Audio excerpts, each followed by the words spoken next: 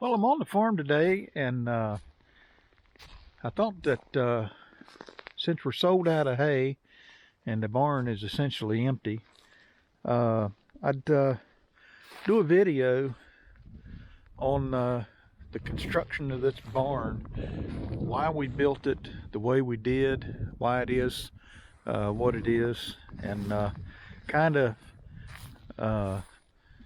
go through the thought process on this barn. This is a hay barn. I bought it. I had it built. I had a fella and a crew come in here and build it. And, I kind of designed it and he kind of designed it. But I really had the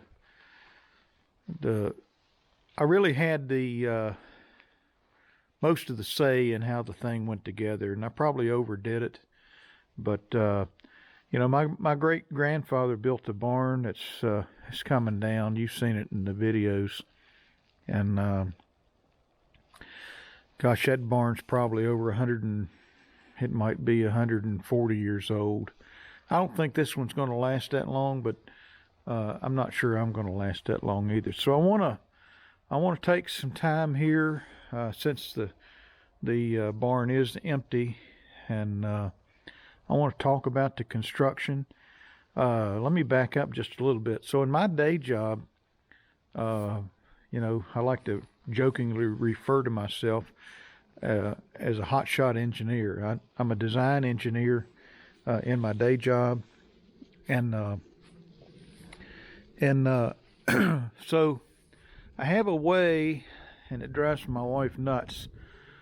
And I have a way of just looking at stuff and studying it like an exam, and then buying it, or in this case, building it. So I spent a lot of time studying barns and barn plans and things like this, and tried to get Morton Buildings. They came out and quoted. They did not quote a barn. They came out and looked at my site and talked to me about a barn. And I could never get a quote out of them, and I could never get the finer details of their warranty. Like, if the barn's in my name and I die tomorrow, their 50-year warranty is not transferable to my children unless, they're part owner of the barn and on the paperwork. I had another guy that I was going to have build the barn, and I don't know, we had a conversation on the phone, and I told him a few things I want, and he kind of went off the deep end and said he'd get back to me in like 3 or 4 months. And I needed this barn built before we did hay. And if the camera's shaking a little bit, it's cause it's like 19 degrees out here and the wind's blowing and it's cold. So to start with, the barn is 88 feet long by 32 feet wide, and it's 16 feet tall. It's the posts are 6 by 6. They're treated. They're on 8-foot centers. The posts themselves are, so in agriculture and commercial construction, you can still get the old style CCA lumber. And so I wasn't interested in 6 by 6s that you get from some of the box stores. That I don't think they hold up. I don't think the treatment holds up. And so I special ordered these 6 by 6s from a local lumber company. And when I did, I asked them how much would it cost for a little more treatment. In other words, these 6 by 6s are the same ones that would be used like in a pier application. They would be submerged in water. And I wanted that because I didn't want to, it was not affordable for me to get these concrete bottoms that you put on the poles like a lot of people use now. And we were going straight into the ground with these poles. So I wanted as much treatment as I could get. And so it only cost me a few dollars more.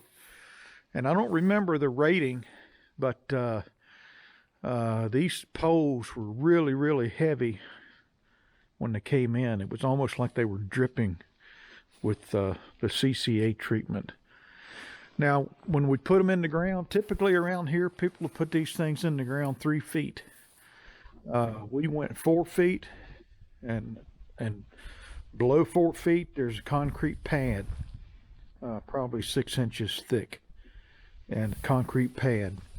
I wanted these posts sitting on concrete, and we backfilled with crusher run. I wanted these posts to be really tight in the ground, but also wanted the water to be able to get away from them. So that was my rationale for that. 8-foot centers. I know some people go wider than that. I wanted 8-foot centers. And the reason it's so tall is because there's a possibility that we could get a tractor trailer to come for a load of hay, and I wanted the ability to be able to back a van, tractor trailer van, into this barn or pull through it. And so if I was going to build the thing in the first place, I wanted to have it such that a tractor trailer could get in here, but I also wanted it tall enough that my kicker wagons could get in. So the old barn was built with horses in mind. There were no tractors when that thing was built. And this one was designed with modern machinery in mind. I wanted to be able to come in here with my kicker wagons loaded. I wanted to park them out of the rain. I have a full-time day job, so I wanted to be able to take that kicker right there, load my wagons, get them off the field in one pass, come up here another day and unload the wagons, which I do frequently.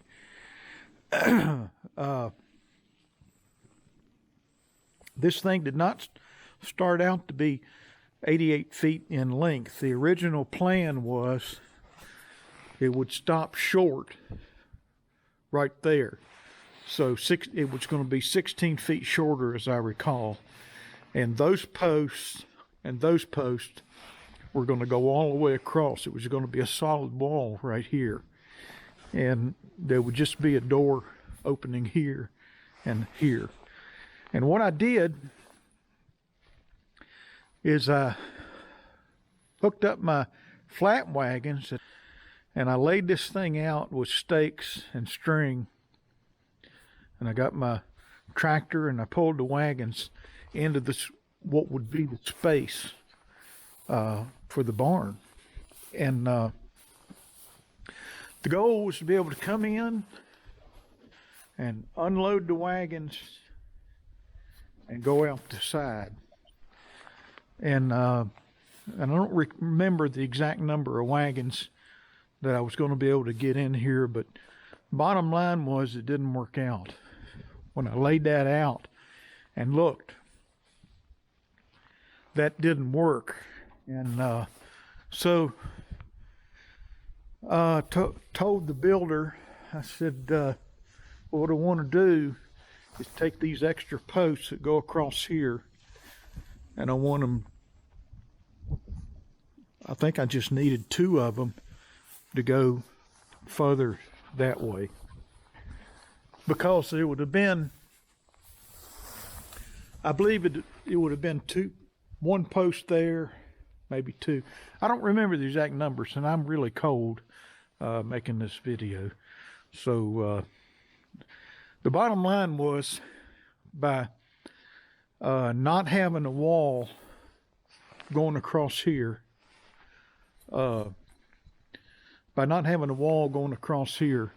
it allowed me to extend my barn 16 feet. And so that's how we wound up with 88. And everybody said, make the barn bigger than you think you're going to need. We started out thinking we were just going to build a 20 by 40 barn, you know, something as big as a big carport, except really well constructed. And the more I started looking into it, you know, the more I decided, you know, I just need to hit a home run here to the extent I can that's affordable, you know, in my mind and my wallet. And so this is what we wound up with, the 32 by 88.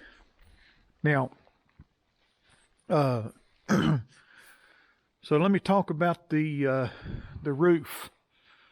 So we get a lot of wind up here. I mean, it's a lot of wind. It comes generally out of the west, hard to the east. And so I know a lot of barns, the trusses are 4 foot, and sometimes they're 8 foot on center. This barn the trusses are 2 feet on center. They're engineered, and I went so far as to ask the truss manufacturer, you know, if we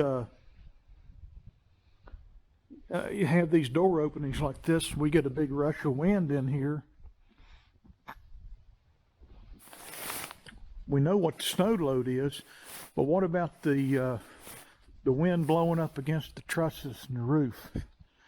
And they recalculated, and the trusses in the middle were fine, but the ones on the end, they redesigned those to be more structurally sound to resist that uplift. And then I decided 2 foot on center, and these trusses are strapped across the top here. It's a little hard to see. And then on a hay barn, one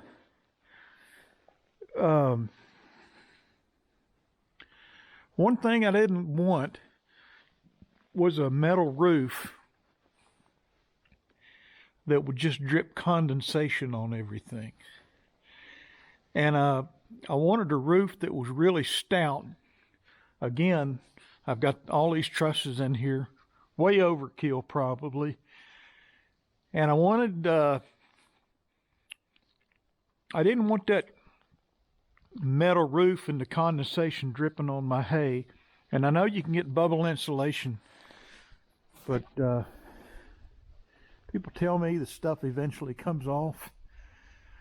So I opted, in addition to these trusses, to go with 5-ply, 5/8 plywood. And I didn't want OSB, I wanted plywood. And I know sometimes OSB, when it gets wet, it can just kind of come apart. So I wanted plywood, and I wanted 5-ply so that when the nails or screws went in them, they was some bite.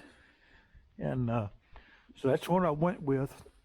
And I think that really stiffened up this roof on one hand, but it also gave me an underside surface that doesn't drip condensation. So that was the roof. And I wanted a little bit of ambient light coming in here. I didn't want a lot. And originally those windows were going to be probably 18 inches, something like that. I don't think they were going to be 2 feet tall, but maybe they were. Anyway, I would come up here about every day after work and check the progress once they started building this barn. And I came up here and the guy said, "Man, I'm glad you showed up, because the way these panels are working out, these panels on the outside are white. We have a green wainscoting, if that's how you say it, right in here." But he said, in order to get a 2-foot wide panel up here, we're going to have to cut these. And I said, well, put one of them up and let me see what it looks like. So they put it up. It was that one right over there. And I said, well, that'll be fine. And it's been great. And, you know, it allows a little bit of light in the barn. From an aesthetic standpoint, it looks terrific. And aesthetics, like it or not, are very important to the horse customer. Then the next thing I wanted was a barn that breathed. So there's a ridge vent up there, and then I wanted overhangs on my barn, 2 feet. And that's what I got. And they're vented soffits. This was supposed to be 2 feet. They made it 1 foot. And by the time I figured out what they were doing, it was too late. So I was agreeable to that. I didn't want them to undo it. And we struggled with the color. Originally, it was going to be a red barn. I like a red barn. But, you know, the farmhouse is green roof with, it's a green roof with the white siding. And then we drove around and looked at barns and looked at them online, different places, and talked to people. And so we wound up settling for a white barn. You can't see it from here, but with the green roof. I'd have to back up into that field to let you see it. And then I decided I wanted this wainscoting. I don't know if that's how you pronounce it. The goal here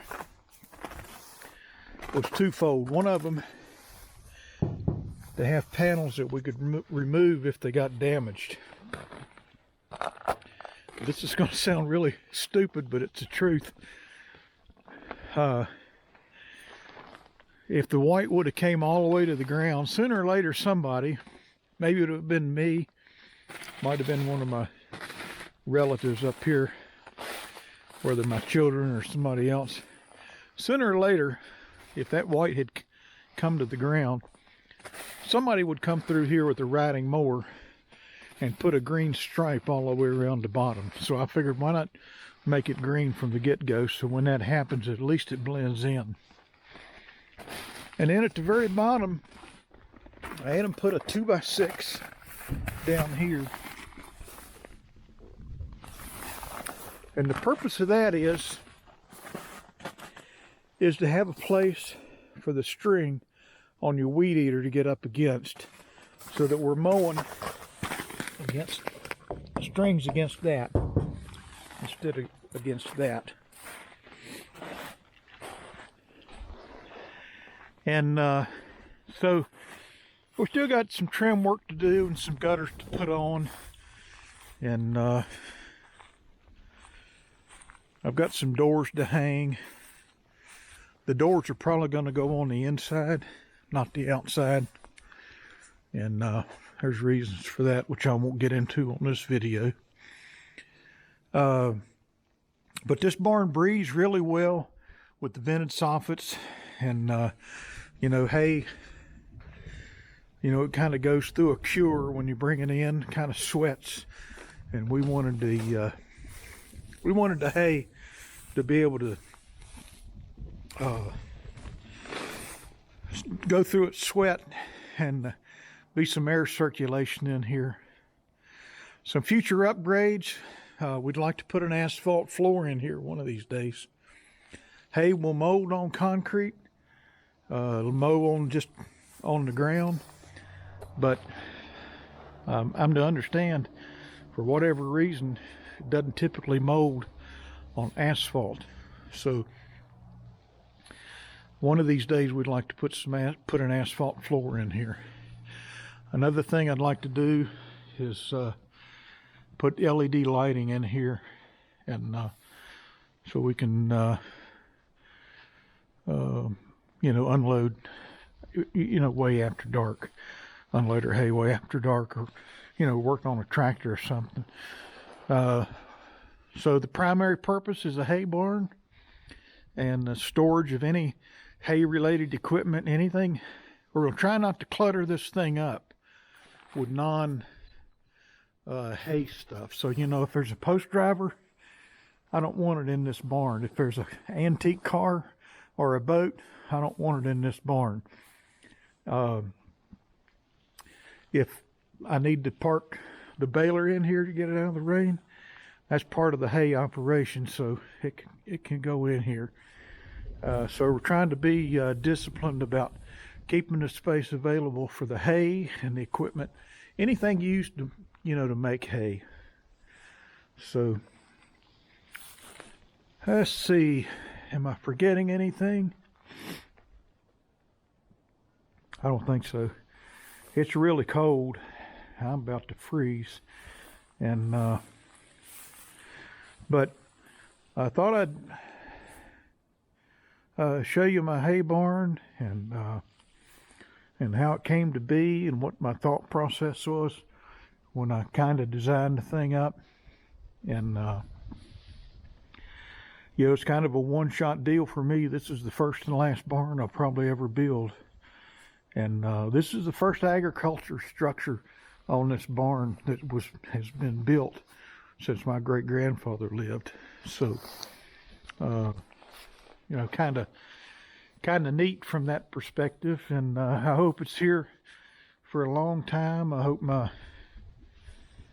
kids will carry on with this. And so there it is, the hay barn.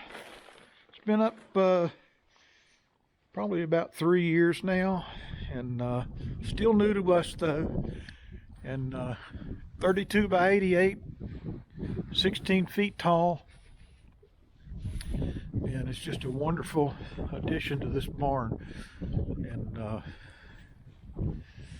I'm ready for spring. We'll talk to you later.